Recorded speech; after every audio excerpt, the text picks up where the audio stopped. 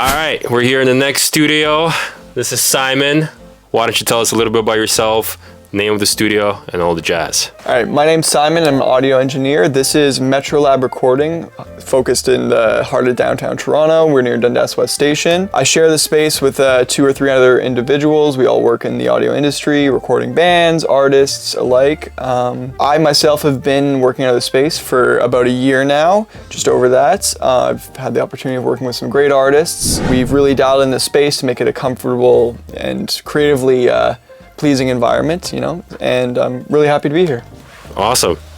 All right, first question. What was your DAW journey like, and why did you stick with Pro Tools? That's a good question. Yeah, I started, like many young people did, on GarageBand, and of course, it lends itself to the creative aspect of using a digital audio workstation, but eventually I moved my way up to Ableton was the next thing that I felt like I was working on for maybe a year or two. This is still before I had any professional audio training. I liked how Ableton, you could loop stuff really seamlessly. That as a creative felt very encouraging. It was really quick to just get a good groove going, get a few loops. Then I moved up to Logic. Once again, I found myself wanting to do more technical things with a digital audio workstation, but that maybe only lasted a year. And then finally I stumbled across this DAW called Pro Tools. My buddy was using it. I'm like, what is that? It looks really technical, but he told me about all these editing things you could do, and I'm like, I want my stuff to sound better. I want to be editing music and doing things professionally. So I found myself a copy of Pro Tools when I was a student, and I haven't looked back since. It's been about 10 years. So do you think any current Logic Pro users, if they decide to switch DAWs, do you recommend them going to Pro Tools or looking for another DAW as if it's the best DAW that there is, at least for you, or just sticking to the DAW you're comfortable with? It's a good question. It depends if the DAW is meeting your needs. I think for me, Pro Tools offers just an efficiency that I can't get anywhere else. I can edit faster there, the workflow is quick, and I know the processes and hotkeys really well. If that's your kind of workflow, you're working with bands, you're editing, all that stuff, I think Pro Tools is unparalleled. But if you're very creatively driven, I think Logic does offer some great things over Pro Tools. And if you're simply just you just want to try something different, I think Luna is a cool, happy medium between Pro Tools and Logic. I've tried it a little bit, and I like the idea that you can incorporate, they have saturation and summing and all that stuff built into the DAW itself, so it sounds nice as is, but it still does have some of the technical features that give Pro Tools an edge. What is a mistake in music production you think most producers make or have made in the past? I think it comes down to trying to basically do every single stage at once. I think when you're, getting started in this, you try and think of everything is all one stage. The recording, the mixing, songwriting, the mastering, all of that is basically just 1 or 2 stages. And I think when you become more proficient in audio engineering, you learn that there's an art and an proficiency to each stage of the process that you have to really pay a lot of attention to and get good at. And it's becoming a master of all those stages that really yields those top-class audio engineers. So I think the mistake itself is that you're not spending the time looking at each of these stages individually and learning what can I do to improve in the recording stage, the editing stage, the mixing stage, and then if you're mastering your own stuff, that's also one thing to consider too. But it all comes down to just breaking things down part by part. How can I improve from A to B? Oh, that's awesome. So in music production, do you think there's hierarchy of stages? Let's say if you want to start making music, how would you approach those stages that you just described? Yeah, so if you're trying to make music, I think maybe that's also a different hat to wear. It's a different perspective. You might just be looking for the most efficient way to be creative and get your ideas into a fixed form and have them sound good. You might want to prioritize learning a lot about recording in general, strictly recording, and getting the most results out of that stage, because you're not likely, your work doesn't necessarily call for you to be a pro mixer, a pro mastering engineer. You can always, hire that out. You have a buddy who maybe has more experience, have them mix your stuff. But if you as a creative and are just looking to record music and have your own songs in a fixed form, if you put a lot of effort into learning recording techniques and getting stuff sounding great right at the source, that will take you so much further than trying to dive into learning these detailed mixing and mastering stuff before you've really, broken some ground on the recording stage. All right, what's the most underrated technique that's helping you with mixing right now? Mixing. So basically, there's two features that I've been using in my mixes recently that do the process of getting everything to sound cohesive, but also having its own place without having to lean into so many different tools. So using less tools in your mixing process is hugely important, using templates. And for me, there's this plugin called Track Spacer. It basically acts as somewhat of a multi-band sidechain. As we were just talking, you can use it in mid-side mode or left-right. So you can use it, and I'd say sparingly, to say, for example, if you're working in rock music like me, electric guitars can be this wall of sound that really masks a lot of things. With a plugin like Track Spacer, you can get it to just slightly duck certain frequencies of the guitar track when the snare drum hits. So if you want your snare fundamental somewhere around 200 hertz, 300 hertz to not be covered up by the stereo width of the guitars, you can have it be sidechained to the snare so that the guitars duck just slightly in that frequency range when the snare hits. I also use this on bass and kick drum. So when the kick hits, there's a corresponding sidechain on the bass itself that ducks around, everything under 100 something, maybe 120 hertz, so that you're not getting this buildup of low end. And so essentially Track Spacer is a good way to create stereo separation and manage frequency relationships without having to think about it too much. Okay, so is it better than like using like a regular sidechain on a compressor? So you can definitely achieve the same desired result with just your typical stock EQ, sidechain stuff. It can get a little complicated to try and make that frequency dependent. Mm-hmm. You would need a multi-band compressor or a dynamic EQ to truly do that. I just think Track Spacer does all that in a very easy, seamless way. It's the efficiency that I really love about it. It's like, I want my snare to cut through when the guitars are hitting. I just put it on the side chain and that's it. You can dial it to taste, once again, be sparing with it. Same thing with the bass and the kick drum. It's just super easy to get things to work together without having to overthink it. I want my bass to have its own space. I want my kick to have its own space. It just does it for me. Awesome. For a producer who never owned any hardware, how do you decide which hardware to start with? Well, I think the best place to start is with a good preamp of any sort. That's definitely going to give you a higher quality recording from the get-go than what you might have on some of the more entry-level interfaces like your Focusrites, Apollos, all that kind of stuff. It's very hard to recreate a good preamp, and that's something that's baked into the recording stage.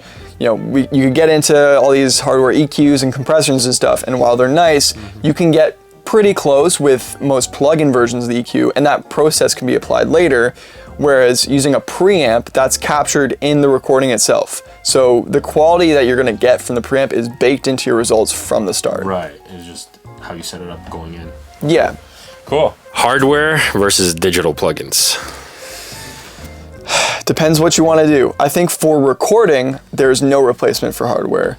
For mixing, more and more these days, and I think in the coming years, we'll say that plugins and hardware will be nearly indistinguishable.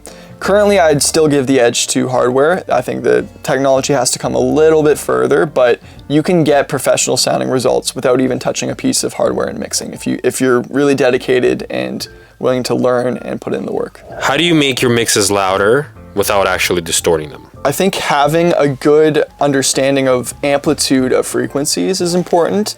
Like low frequency information has a higher amplitude in itself, and basically balancing your track in that way. Like sometimes if I hear a track that isn't really hitting hard and it doesn't sound loud, it's because it doesn't have a good tonal balance.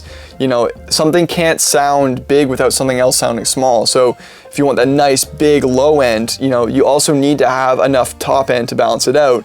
Or sometimes you've got too much upper mids, too much top end, even though you've cranked some of the low end. that will just sit on top and make your mix sound small or thin.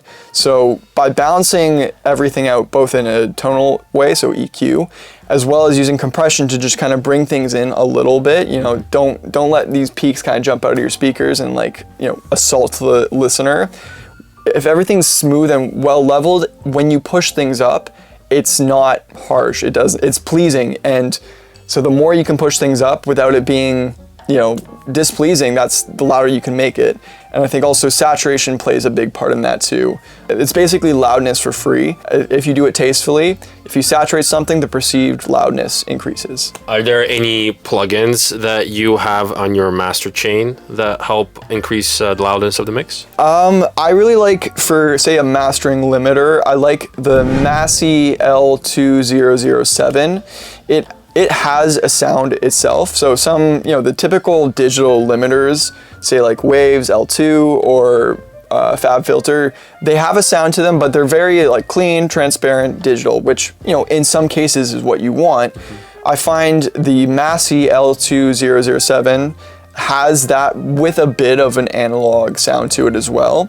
And actually my favorite thing to do, this is maybe sacrilegious, but I put a limiter on my mixes, just touching a little bit, like maybe at most 1 decibel, so that when it's presented to a mastering engineer, there might not be as many peaks that are just jumping out of you. And like I was saying, you can push it a little harder. I picked up on that tip. I read a Sound on Sound article about Noel Gallagher, one of his recent records. They did exactly that. They put the Massey L2007 on the mix and just, you know, just touched it just a tiny bit, and it does a world of just smoothing everything out so that it can be pushed even further during mastering. Yeah, I'll try it out. That's awesome. What was the most challenging thing to learn as a music producer? I think the role of a mixing engineer is the most challenging thing, because when you start, you think of it as a very, you know, analytical thing. You think of it as very like, I have to go in here and start moving stuff around, start EQing and doing all these things to it.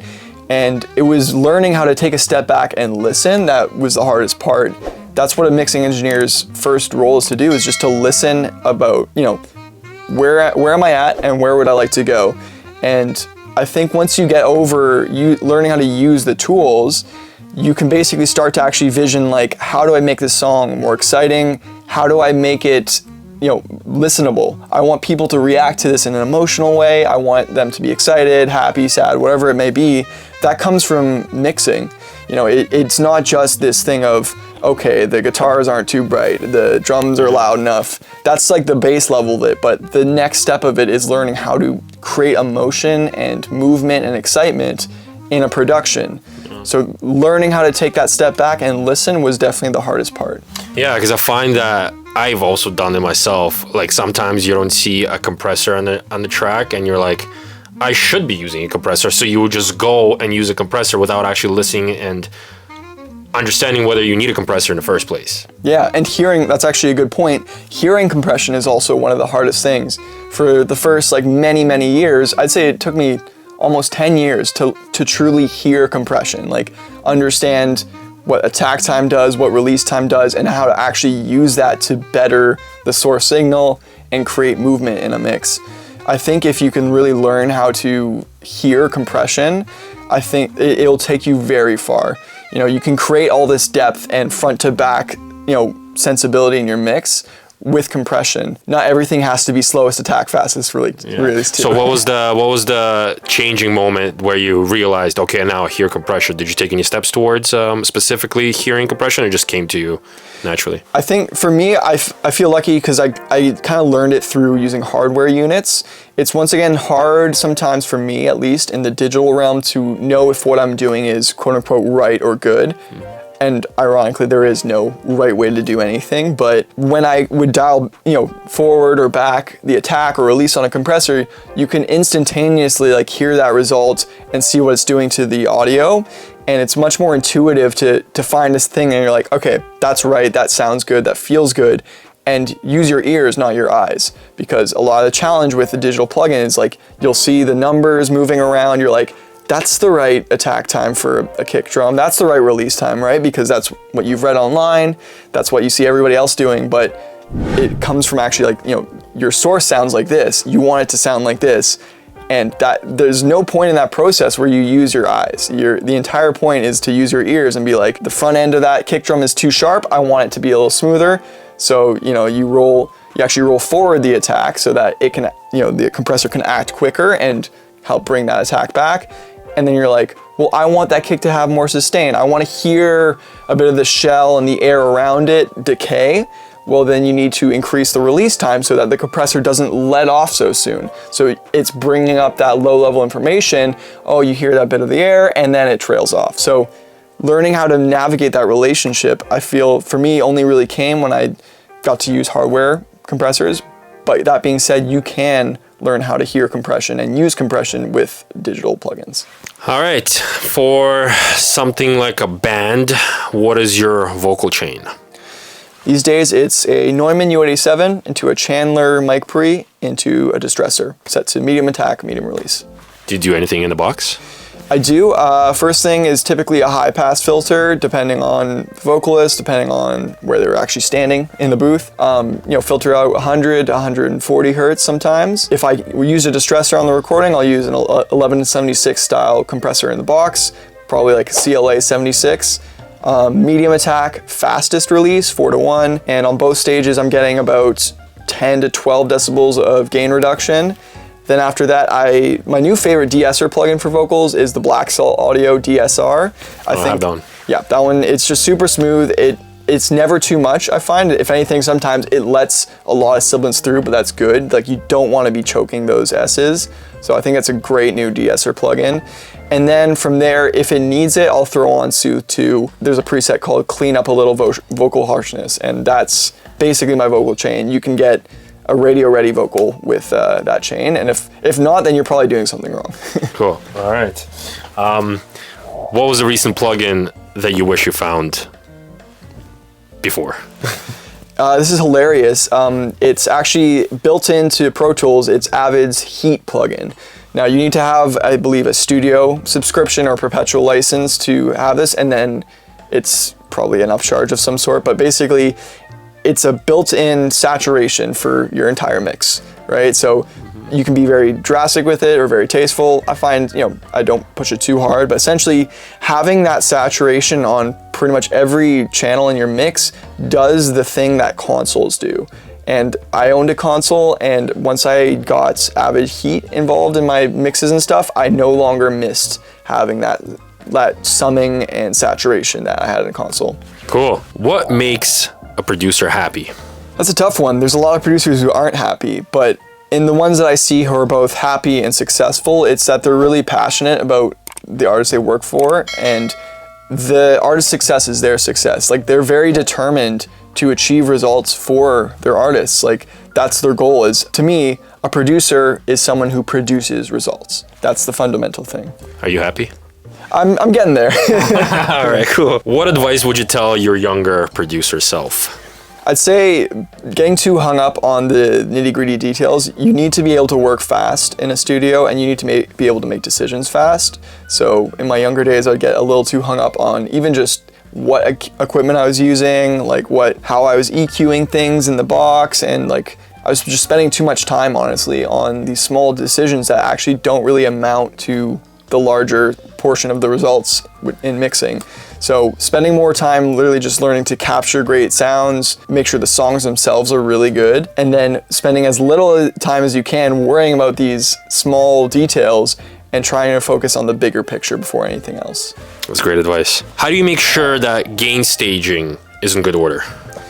There's several different stages of gain staging, and it all starts from, the source, right? The microphone, the preamp, all that stuff, right? So your microphone itself can clip. People don't know that. You can overdrive a microphone capsule if you hit it with too much SPL. So think about the source, right? If it's a loud drum, if it's a guitar amp, think about the mic choice, right? So can that mic handle the sound pressure level? And just work backwards from there, right? So then it comes to the preamp, and if you're working in, say, with a digital preamp or like the, Scarlett and Focusrite and all that stuff, you actually have to be very careful about this, because if you run your preamp too hot, it does not sound nice. So if your input level signals are too close to the red or maybe a bit orange, Sometimes it can introduce unpleasing characteristics of the microphone preamp because it's so clean. Now in the analog world, you actually, sometimes you get things sound better when you get close to that red line. You get saturation, you get EQ, you get compression for free, like very subtle amounts, but it does actually wonderful things. But basically learning how to not clip in either of these stages unpleasantly. And then after your preamp, you have to focus on your A to D conversion. So even if your mic preamp isn't clipping on the way in, it could be outputting too much level for your digital converters, right? So if you have an analog preamp, like the APIs are notorious for this, the ones without the output trim, they would always be clipping A to D converters, and that's not a very pleasant sound. So once you finally got your audio into the box, gain staging becomes a little bit more forgiving, I'd say. Like digital headroom is tremendous and insane. As long as you're not just cranking, you're not already seeing the red like lights coming on after you've recorded something and you've pulled up the track.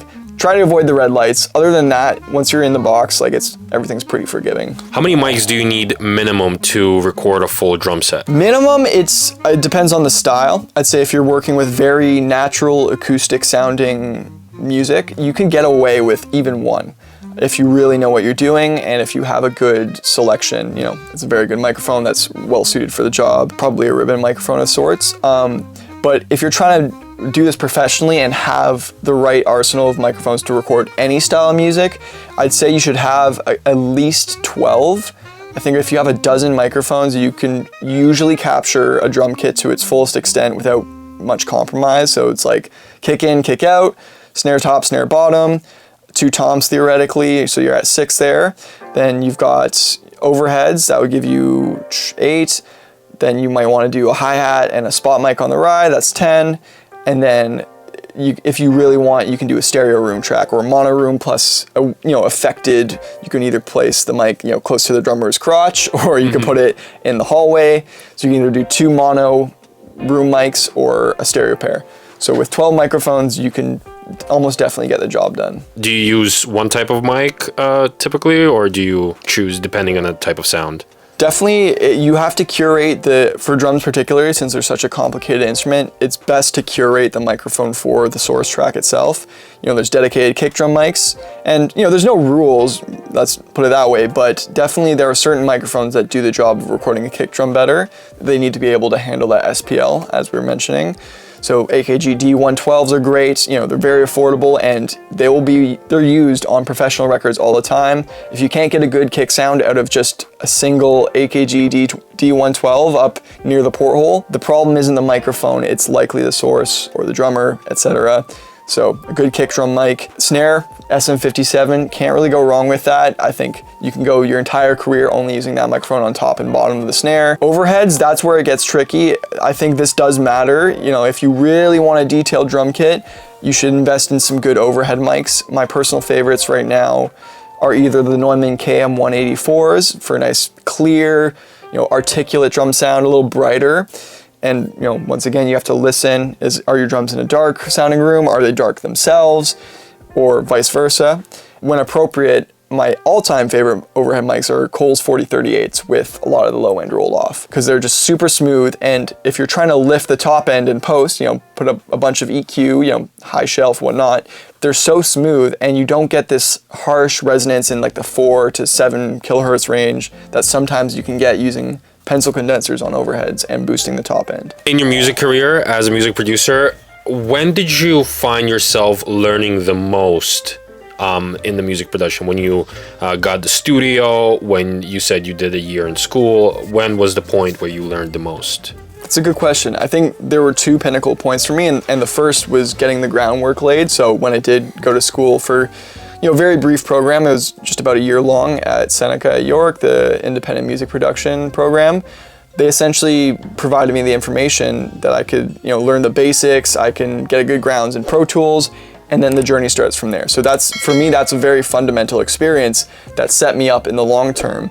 And there's this big, you're on this roller coaster, but then it has to drop off and you have to get into the weeds and really experience what it's like to work doing audio. You can only get so good recording yourself, but once you actually have to record for other people and provide them the best results possible at a competitive level, that's when you're really driven and motivated to get better and better and to just keep on top of it. So I'd say the second pinnacle point for me in getting better at what I do and learning more about how to record, how to engineer, was coming into a space like this where a lot of the elements that might confuse you in the earlier stages are removed. So I can hear everything very clearly in this room. You know, it's very well treated. There's, you know, it's not a perfectly box square room, so you don't have these weird reflections. The monitoring's great, the live room's great, all these things. Once you eliminate all these hurdles that can confuse you or just get in your way at the earlier stages of your career, then you can actually start to learn like what is good audio, what is a good sound, and you can hear with your ears finally. That's kind of how I felt about it. Like I can hear what I'm doing, I know exactly why I'm doing it, and I know how to get from point A to point B. How much creative freedom do professionals actually get, given that mixing for other people is your full time? I'd say not as much as you'd expect. You have to be a very notable producer / engineer to truly have creative freedom. I think you need to establish that level of respect, and your work has to show for that too. No one's gonna just inherently trust you with their, you know, baby, right? Their artistic baby, unless they truly trust you and know your work, know you're consistent, and know you care about all the projects you work on. I'd say, like, at least in my experience, it's not as, you know, free run-of-the-mill as you'd think. Like, I do need to achieve certain defined goals for people. They might say, like, I want my mixes to sound like this. Like, I really like this artist and stuff. And while I might have my own way of doing something, you know, like I might like mixes that are a bit darker, a bit warmer, and a little more natural, their goal might not align with that. And I need to put my own personal, you know, preferences aside and be like, they want something that sounds like this, I need to give them that. I need to either, if I don't know already, like if I'm not familiar with the reference tracks and where they want to go with the production, I need to make sure I'm well versed in that, and their Bible is my Bible, right? Whatever they're doing, I want to be super in tune with and get them there. That's my job. In your experience, what are some challenges that artists face in the studio, and how do you help them overcome that? There's two main challenges I see a lot. It's one is just not being prepared enough, you know, not having practiced enough, believe it or not.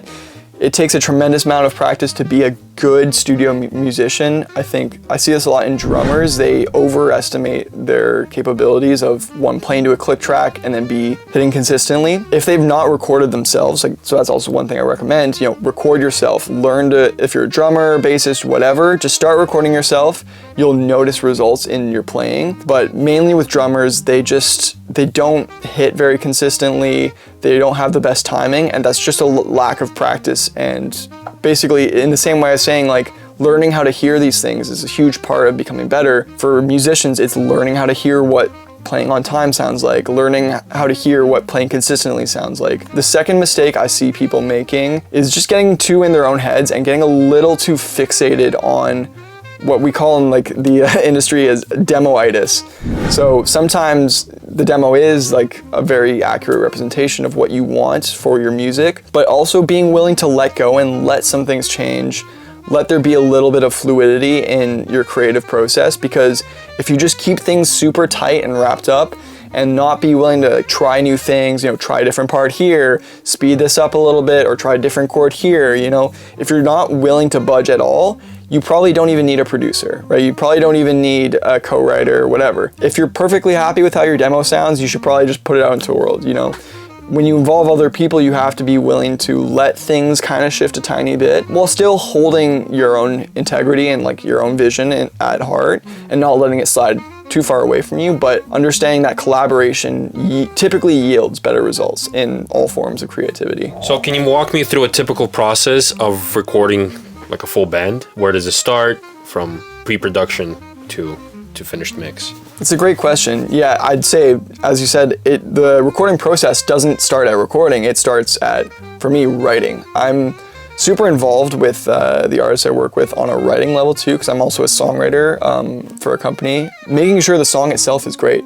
You know, like, there's only so much you can do in the engineering realm to make something exciting. Like I was saying, you can make a good mix, you can get good recordings, you can get decent performances, but if the song itself just doesn't really like capture a moment or tell a story or engage with the listener, you're gonna spend so much more time just like banging your head against the wall of like, why doesn't this work? Why isn't this exciting? So if you have a really, really good song, that will take you like half the way there. You know, all these decisions that I was talking about become almost automated. You're like, I just want to make this more exciting. And once you get into that process of just everything you do is just to make things more exciting and more entertaining, it's a really good sign. You know, it means that you're not being held back by the tools, by the song, etc. So songwriting comes first, then pre-production and arrangement, making sure that you're presenting each section of the song in a good way, and you're transitioning the song, in an exciting way.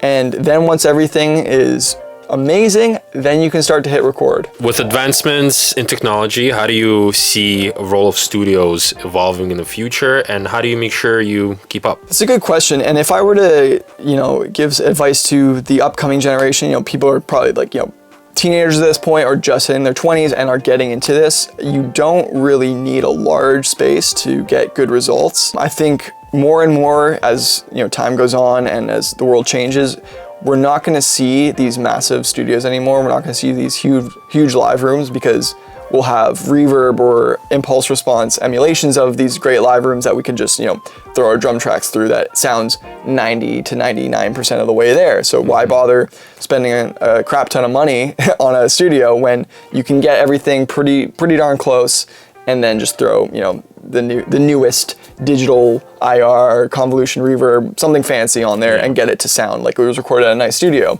So I think having a good production room where you can do everything except for drums is pretty much all you're gonna need in the future.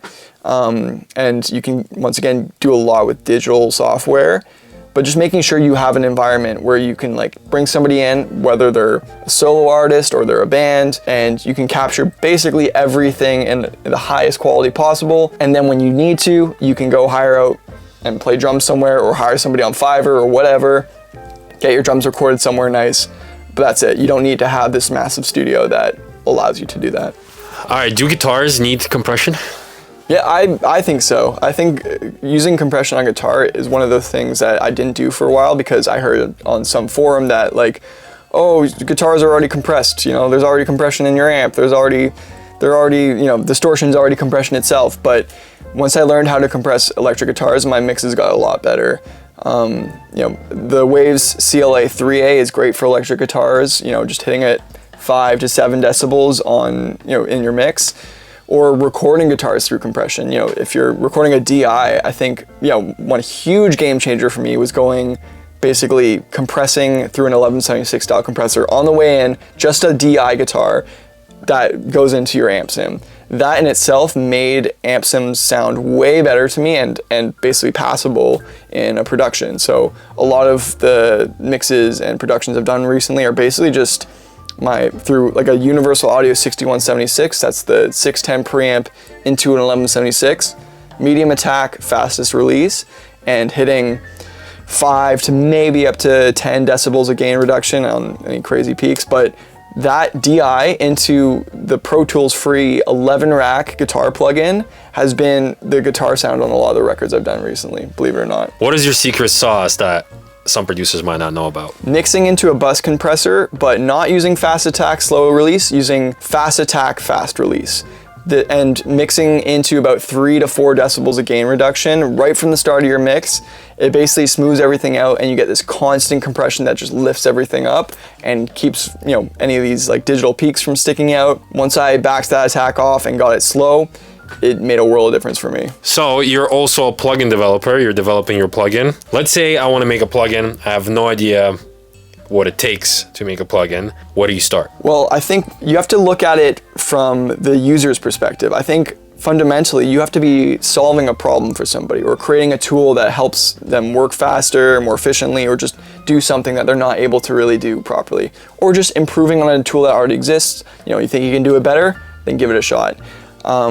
It's really about thinking about what the user might want, So if you have an idea for something that can solve a problem for somebody, or provide them value in that way, then it's a matter of thinking, how do I actually achieve this? What does this plug, what do similar plugins do? Or what is the process that I'm trying to solve? Is this an EQ based plugin? Is this a time aligning plugin? Is it a compression plugin? There's so many options. So once you've narrowed it down to the issue that you'd like to address, or the process that you'd like to improve, Then it's a matter of either hiring a coding developer who knows how to translate some of that into actual code, or just learning how to do it yourself, which, you know, if you know how to code in C++ or Juice, like, you're good, but I don't, and it takes years and years to learn how to do it proficiently. So you need to basically build a relationship with a plugin developer or a coding developer who can translate your ideas into code that can be executed. There's a lot of back and forth in that, because, you know, we're creative people. We hear things in a different way that might not be explained completely in a very binary format, you know? Yeah. Coding is just a series of yes or no questions, essentially. Learning how to navigate that relationship of translating something that's basically undefined into something that is the challenge of developing a plugin. But once you can develop that language and that communication with your programmer, or learn how to do it yourself, that's when you can really start to address the things that you're trying to address with your plugin. What are your favorite headphones? Right now, I just got turned on to the Sennheiser HD, I think they're either 650s or 600s. They're great. I find they're very flat, like they translate really, really well. I was really surprised when I did a few mixes on them just to get more into mixing on headphones, and I was worried about translation because in the past I've tried a couple different ones. Like I tried Biodynamic, the DT990s. I found the translation on those is horrible. They don't sound anything like, they're not flat at all. You know, like my EQing was totally off. I've tried, you know, I've had the Audio Technicas for a while and they're good, but I would not mix on them. So once I finally tried the Sennheiser HD 650s, I felt like, oh, I can actually mix on these if I had to. Like they actually do translate. They're not hyped. They're not like, you know, they're very accurate representation of your music. And I actually really enjoyed listening to music on them too. Like I'm like, mixes sound really good on this, but not in like a hyped way. They just sound good. I can like hear music. I can hear front to back depth. I can hear the tonality. Like, is it dark? Is it bright?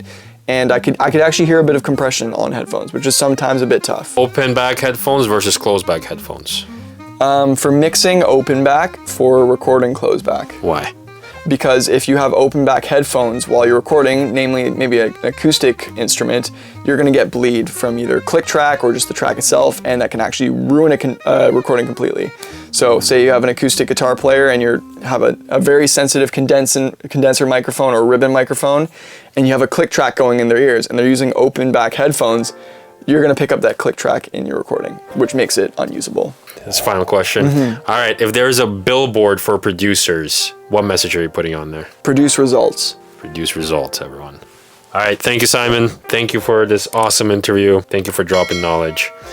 Please tell us how to find you. Is there music that people can listen to? Your plugin, where do they go? If you'd like to check out my portfolio, just go to my website. It's my name, so simonaustin.ca. You can see all the work I've done and what I have at my disposal to help create great sounding records. If you'd like to check out my plugin company, Crunchy Toast Audio, you can go to our website, crunchytoastaudio.com, and we have the Orbit Equalizer that's coming out. If it's not out already, it will be out by the time this video's out, and I'm sure it'll find its way into your mixes and help you get better results. All right, check out Simon.